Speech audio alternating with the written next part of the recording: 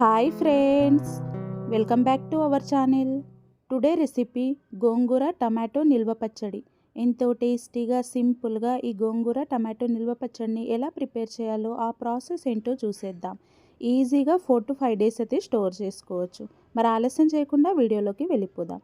నేను ఇక్కడ గోంగూర టమాటో అలాగే ఎండుమిర్చిని అయితే తీసుకున్నాను. ముందుగా స్టవ్ ఆన్ చేసి స్టవ్ పైన ఒక ప్యాన్ పెట్టుకొని అందులోకి 2 టేబుల్ స్పూన్ వరకు ఆయిల్ని వేసుకోండి. ఇలా ఆయిల్ వేడైన తర్వాత ఎండుమిర్చిని వేసుకొని లైట్గా వేయించుకోవాలి. నేను ఇక్కడ 10 వరకు ఎండుమిర్చిని అయితే తీసుకున్నాను. మీరు స్పైసీకి సరిపడే ఎండుమిర్చిని అయితే తీసుకోండి. చూడండి, ఇలా ఎండుమిర్చిని లైట్గా వేయించుకున్న తర్వాత ఒక ప్లేట్లోకి తీసేసుకుందాం. ఇప్పుడు ఇదే ఆయిల్లోకి 1 టేబుల్ స్పూన్ వరకు మినపగుళ్ళను వేసుకొని వేయించుకోవాలి. అలాగే 1 టేబుల్ స్పూన్ జీలకర్ర వేసుకోండి.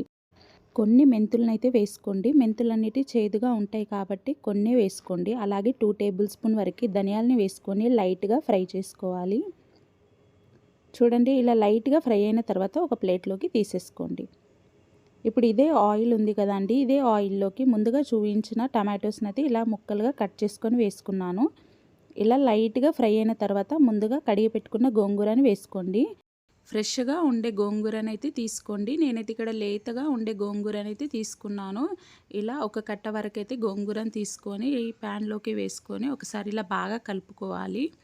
ఇలా మధ్య మధ్యలో కలుపుతూ టమాటో అలాగే గోంగూర సాఫ్ట్గా ఫ్రై అయ్యే వరకు ఇలా కలుపుతూ ఫ్రై చేసుకోవాలి. నేను ఇక్కడ ఎండుమిర్చిని వేసుకున్నాను కదా అండి, మీరు ఎండుమిర్చి ప్లేస్లో పచ్చిమిర్చిని కూడా యాడ్ చేసుకోవచ్చు.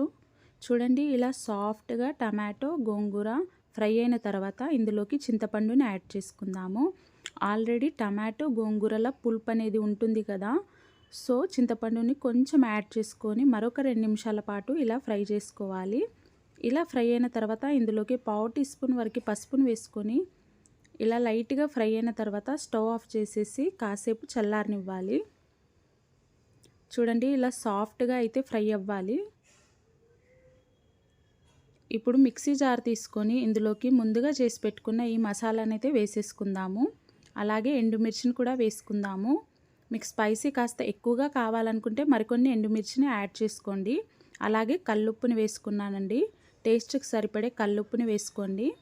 ఇలా ఫైన్ పౌడర్ చేసుకున్న తర్వాత ఇందులోకి ముందుగా చేసి పెట్టుకున్న మిశ్రమాన్ని వేసుకొని మరి సన్నగా కాకుండా ఇలా గరుకుగా మిక్సీ చేసుకోవాలి. రోట్లో రుబ్బుకుంటే ఇంకా మంచిది. మీ ఇంట్లో రోల్ కనుక ఉంటే రోట్లోనే రుబ్బుకోవడానికి ప్రిఫర్ చేయండి. ఇక్కడ సన్నగా కట్ చేసిన ఆనియన్స్ని అయితే ఇట్లా వేసుకొని ఒకసారి ఇలా బాగా కలుపుకోండి. ఆనియన్స్ పెద్ద ముక్కల్లాగా వేసుకొని కూడా మిక్సీ చేసుకోవచ్చు.